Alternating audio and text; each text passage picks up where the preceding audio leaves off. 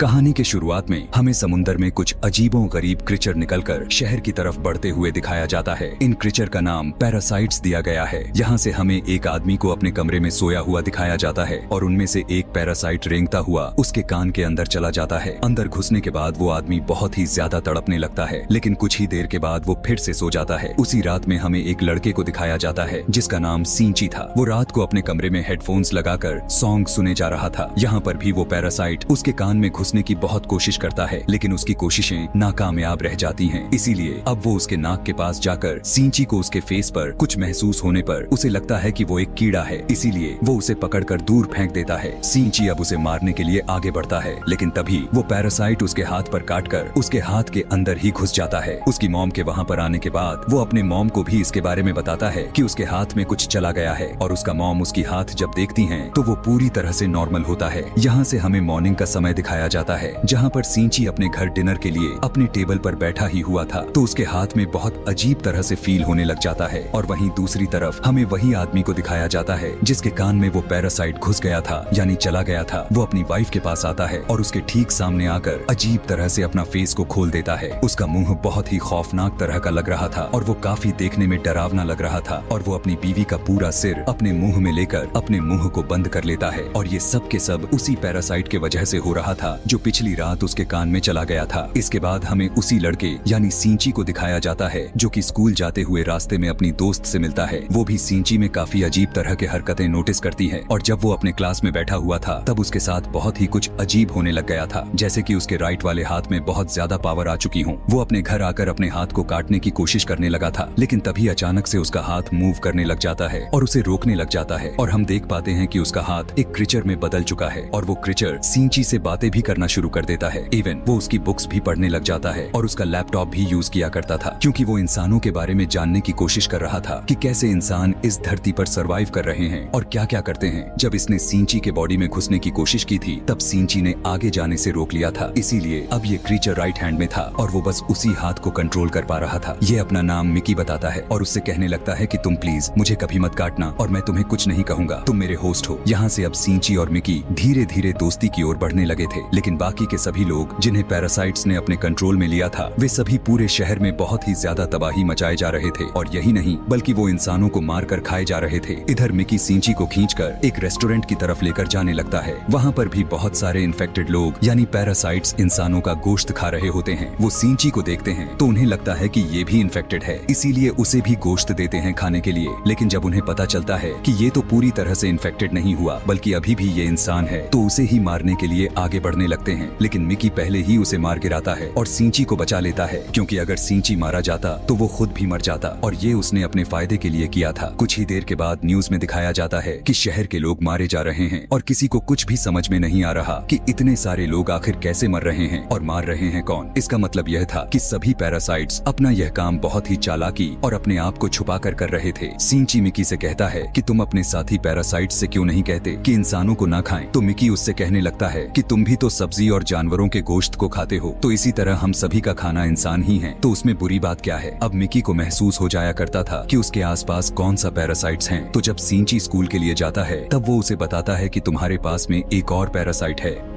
और वो कोई और नहीं बल्कि वो उसकी टीचर ही थी। वो टीचर भी जब सींची को देखती है तब उसे भी पता चल जाता है कि वो भी इन्फेक्टेड है, लेकिन वो उसे कहती है कि तुम्हें मुझसे डरने की कोई जरूरत नहीं है, क्योंकि मैं इंसानों को किसी भी तरह का नुकसान नहीं पहुंचाती, बल्कि मैं उन्हीं के तौर तरीके इसलिए पढ़ रही हूँ ताकि इंसानों जैसा व्यवहार मुझ में भी आ जाएंगे और हमेशा के लिए मुझ में ही रहे। वो उसे 2 और पैरासाइट्स के पास लेकर जाती है। उनमें से एक स्टूडेंट्स होता है और एक पुलिस ऑफिसर था। वह बताती है कि यह पुलिस ऑफिसर मेरा हस्बैंड है और हमारी बेबी होने वाला है, और वो बेबी बिल्कुल नॉर्मल इंसान ही होगा, तो हम भी नॉर्मल इंसानों के जैसा ही रहना चाहते हैं। हम किसी को नुकसान नहीं पहुंचाना चाहते और ना ही हम किसी को सरेआम नहीं मारना चाहते, लेकिन हम सबसे बचते बचाते हुए गोश्त खाना चाहते हैं। तो क्या अब तुम हमारा ग्रुप ज्वाइन करोगे? लेकिन फिर भी मिकी उसकी इस बात पर बिल्कुल भी तैयार नहीं हो रहा था। अगले दिन वही पुलिस ऑफिसर उन लोगों के पास आता है। तब मिकी सींची को बताता है कि यह हमें मारने आया है, क्योंकि उसे पता चल चुका है कि उस दिन होटल में हमने एक पैरासाइट को मारा था। अभी वो कह ही रहा था कि तभी अचानक से वो पुलिस ऑफिसर यानी पैरासाइट उस पर अटैक कर देता है और मिकी के साथ सींची भी उस पुलिस ऑफिसर से लड़ता है और उसे वहाँ पर मार देते हैं। जब सींची अपने घर पर आता है तब उसे बहुत ही बुरा लग रहा था कि आज उसने किसी की मर्डर कर दिया है, लेकिन इधर हम देख पाते हैं कि पुलिस ऑफिसर के बॉडी से वो पैरासाइट निकलकर किसी और के बॉडी में चला जाता है और वो कोई और नहीं बल्कि सींची की माँ थी और वो सींची को मारने के लिए उसकी तरफ बढ़ रही थी। मिकी सींची से कहता है कि ये तुम्हें मारने चाहती है। तब सींची मिकी से कहा कि खबरदार, अगर तुमने मेरी माँ के साथ कुछ किया तो, क्योंकि वो अपनी माँ से बहुत प्यार करता था और वो यह बिल्कुल भी नहीं चाहता था कि उसकी माँ मरे। लेकिन देखते ही देखते उसकी माँ का सर भी बाकी के पैरासाइट्स की तरह ही खुलना शुरू हो जाता है और वो सींची पर अटैक कर देती हैं। सींची का बहुत ज्यादा खून निकलने लगता है और वो मरने ही वाला था। लेकिन अगली सुबह हम देख पाते हैं कि वो दोबारा से उठकर खड़ा हो जाता है। तब मिकी उससे कहने लगता है कि तुम बहुत ही ज्यादा इंजर्ड हो चुके थे, लेकिन मैं अपने सेल्स से तुम्हें पूरी तरह से ठीक कर दिया। लेकिन यहाँ पर बुरी बात तो ये था कि अब सींची के बॉडी में मिकी के सेल्स चले गए थे और अब वो पूरी तरह से इन्फेक्टेड हो चुका था। अब सींची अपने माँ को ढूंढने के लिए जाता है, लेकिन उसकी माँ कहीं पर भी मिल नहीं रही थी। तो वो उस टीचर के पास जाता है और पुलिस ऑफिसर के बारे में पूछता है, लेकिन वो टीचर भी उसे कुछ नहीं बताती। यहाँ पर मिकी उसे बताता है कि मुझे अब दिन में 4 घंटे सोने की जरूरत है और उस समय मैं तुम्हें बचा नहीं पाऊंगा, यानी तुम्हें अकेले ही लड़ना होगा। लेकिन वो सींची के बॉडी में था तो सींची के अंदर मिकी के क्वालिटीज भी आने शुरू हो चुके थे। खैर, आगे हमें देखते हैं कि वही स्टूडेंट जिसे टीचर ने दिखाया था, जो कि अब पैरासाइट बन चुका था, वो भी सींची के स्कूल में एडमिशन ले लेता है और वो सींची का दोस्त बनने का ड्रामा करने लगता है। लेकिन धीरे धीरे सभी को पता चल जाता है कि वो एक पैरासाइट है, जिसके बाद वो स्टूडेंट उन सभी लोगों को जान से मार देता है। इसके बाद वो सींची के दोस्त को मारने के लिए आगे बढ़ता है, लेकिन सींची अपने दोस्त को उठाकर बिल्डिंग से जंप लगा देता है कि तभी वहीं पर वो टीचर भी आ जाती है, क्योंकि वो तो चाहती ही है कि सभी स्टूडेंट्स मर जाएं, क्योंकि इसकी वजह से उसका भी राज खुल सकता था। वो वहाँ पर ब्लास्ट करती है, लेकिन उसे कुछ भी नहीं होता। ब्लास्ट के बाद वहाँ पर पुलिस भी आ जाती है, लेकिन वो पुलिस को भी मार देता है। अब मिकी सींची को बताता है कि वो बिल्डिंग के छत पर है, इसीलिए सींची बिल्डिंग के छत पर जाकर एक एरो से उसे मार देता है। इसके बाद सींची उस टीचर के पास जाता है और उस पुलिस ऑफिसर का एड्रेस पूछने लगता है जहाँ वो पैरासाइट था, और टीचर भी उसे बड़ी आसानी से वो एड्रेस दे देती है। उस पुलिस ऑफिसर की पैरासाइट अब भी उसके माँ के अंदर ही था, लेकिन यहाँ पर मिकी के सोने का वक्त हो जाता है। तो इसका मतलब ये था कि सींची को अपने माँ यानी उस पैरासाइट से अकेले ही लड़ना था। उस पैरासाइट से लड़ते हुए सींची जैसे तैसे करके उसकी गर्दन ही काट डालता है, जिसके बाद उसकी माँ और वो पुलिस ऑफिसर दोनों मारे जाते हैं। यहाँ से उदासी के साथ वो अपने हॉस्पिटल में अपने दोस्त से मिलने के लिए जाता है।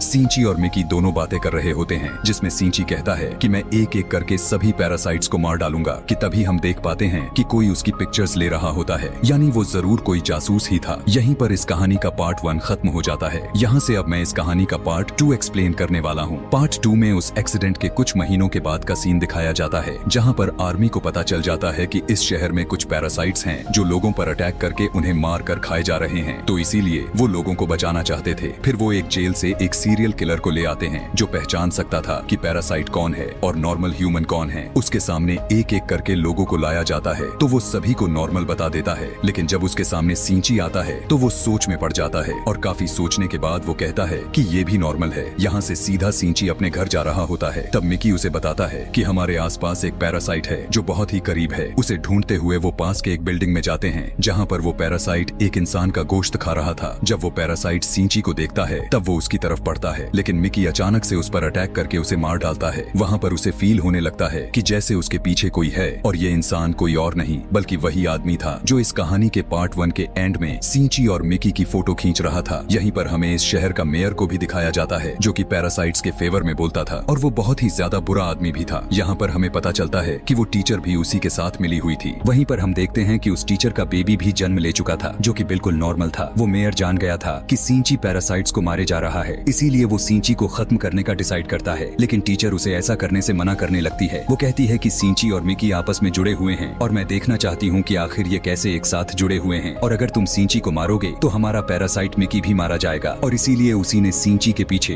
एक जासूस को लगाया हुआ था ताकि उस पर नजर रख सके। सींची क्लास अटेंड करने के लिए जा ही रहा होता है कि तभी उसे फिर से फील होता है कि उसके पीछे कोई तो है। वो जासूस उसकी सारी बात को सुनकर उससे कहता है कि तुम्हें अपने बारे में पुलिस को बता देना चाहिए। तब सींची उससे कहता है कि नहीं, पुलिस में अभी भी बहुत सारे पैरासाइट्स भरे पड़े हैं। सिंची को भी पता चल गया था कि इस जासूस को उसके पीछे किसी और ने नहीं बल्कि उसी टीचर ने लगा रखा है। इसीलिए वो टीचर के पास जाकर कहने लगता है कि तुम ये सब क्या कर रही हो, ये सब करना बंद क्यों नहीं कर देती। उसके जवाब में वो टीचर भी कहती है कि तुम भी तो हमारे पैरासाइट्स मारते जा रहे हो, वो तो सभी अभी इंसानों को खाने के लिए सीख रहे हैं और कुछ देर के बाद वो उनको मारना भी बंद कर देंगे। उसकी बात सुनकर सिंची एकदम से चुप हो जाता है और उस जासूस के पास जाकर कहता है कि वो टीचर बहुत ही ज्यादा खतरनाक पैरासाइट है, वो किसी भी वक्त तुम्हें भी मार सकती है, इसीलिए तुम भी उससे दूर रहो। लेकिन जासूस उसकी बातों पर जरा सा भी ध्यान नहीं देता। यहाँ से सीन शिफ्ट हुआ और हमें अगले दिन उसी जासूस को दिखाया जाता है जो उस मेयर से मिलने के लिए गया था। उसे सिंची की बातों को टेस्ट करना था कि वो सच कह रहा था या नहीं, इसीलिए वो मेयर के रूम में वॉइस रिकॉर्डिंग सेटअप कर रखा था। लेकिन मेयर को इस बारे में पता चल जाता है और जासूस को मारने का ऑर्डर दे देता है। वो कुछ पैरासाइट्स को उसके घर पर भेजता है उसे मारने के लिए, लेकिन वो अपने घर पर नहीं होता तो वो उसकी बेटी को ही मार देते हैं। यहाँ दूसरी तरफ सिंची को मिकी बताता है कि अब तुम पर 5 पैरासाइट्स अटैक करने के लिए आ रहे हैं। एक आदमी दौड़ते हुए उसकी तरफ बढ़ता है और उसी के अंदर 5 पैरासाइट्स थे। मिकी और सिंची दोनों उससे फाइट करते हैं और उसका सर ही उड़ा देते हैं। उन्हें लगने लगता है कि अब ये मर चुका है, लेकिन अभी तो सिर्फ एक ही पैरासाइट मारा गया था और 4 अभी भी बाकी थे। बाकी के पैरासाइट्स उसके हाथ में आ जाते हैं और उसे कंट्रोल करना शुरू कर देते हैं। यहाँ पर टीचर मेयर से कहती है कि जब मैंने तुम्हें मना किया था कि तुम उस लड़के यानी सिंची को और उस जासूस को मारने के लिए पैरासाइट्स नहीं भेजना था, तो तुमने ऐसा क्यों किया। अब मेयर ने यहाँ पर नोटिस किया कि इस टीचर के दिल में माँ बनने वाली इमोशन वापस आ रहे थे और यह बात उसे बिल्कुल भी अच्छा नहीं लगता। इसीलिए वो अब उसी टीचर को मारने के लिए 3 और पैरासाइट्स भेजता है। लेकिन क्योंकि वो भी तो एक पैरासाइट ही थी तो उसे तुरंत पता चल जाता है कि कोई उसे मारने के लिए आ रहा है।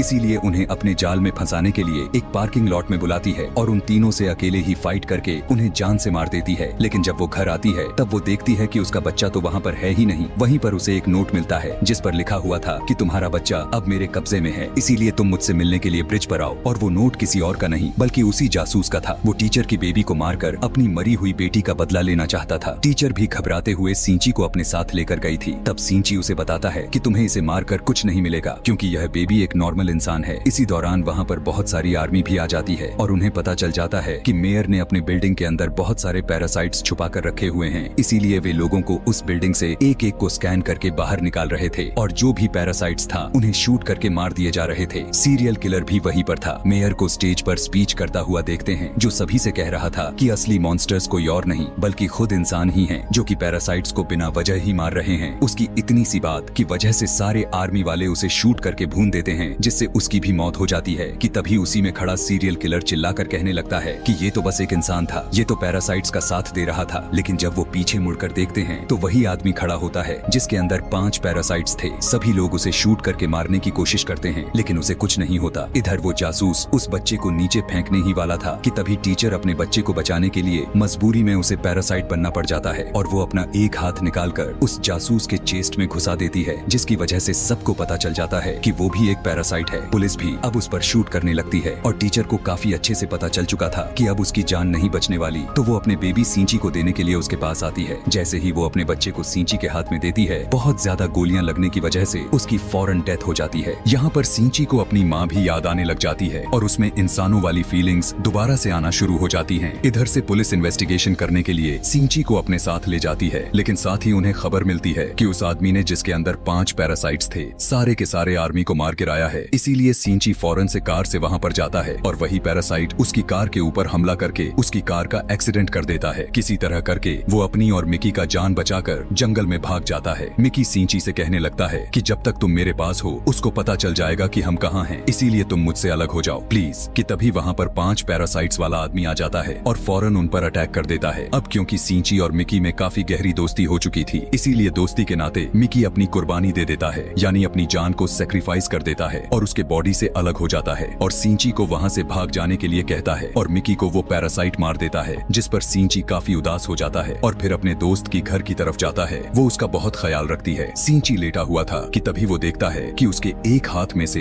एक और हिस्सा ग्रो कर रहा है और ऐसा इसलिए हुआ था क्योंकि मिकी ने सिंची को अपने बॉडी से ठीक किया था, तो मिकी के सेल्स उसके बॉडी में आ गए थे, इसलिए अब वो दोबारा से ग्रो हो सकता था। सिंची को पता चलता है कि अब ये दोबारा से आ रहा है तो उस पैरासाइट्स को दोबारा से पता चल जाएगा कि मैं कहाँ हूँ। इसीलिए वो अपनी दोस्त की जान बचाने के लिए उसे बाय कहकर वहाँ से फौरन निकल जाता है। लेकिन जैसे ही वो बाहर जाता है तो वो 5 पैरासाइट्स वाला आदमी उसे फिर से पकड़ लेता है। लेकिन वो एक फैक्ट्री में पहुंचकर सींची एक केमिकल रॉड उसके पैर में दे मारता है, लेकिन फिर भी उसे कुछ नहीं होता और वो सींची से कहने लगता है कि तुम क्या समझ रहे हो कि मैं इससे मर जाऊंगा। मैं तो तुम्हें मारकर बाकी इंसानों को भी मार दूंगा और उसके बाद मैं और बाकी के पैरासाइट्स इस दुनिया पर राज करेंगे। अब उसे मारने ही वाला होता है कि तभी मिकी उसी समय उसके बॉडी में दोबारा से ग्रो कर जाता है और उस पैरासाइट्स पर अटैक कर देता है। इसी के साथ उसके बॉडी में कुछ होने लग जाता है और वो तड़पने लगता है।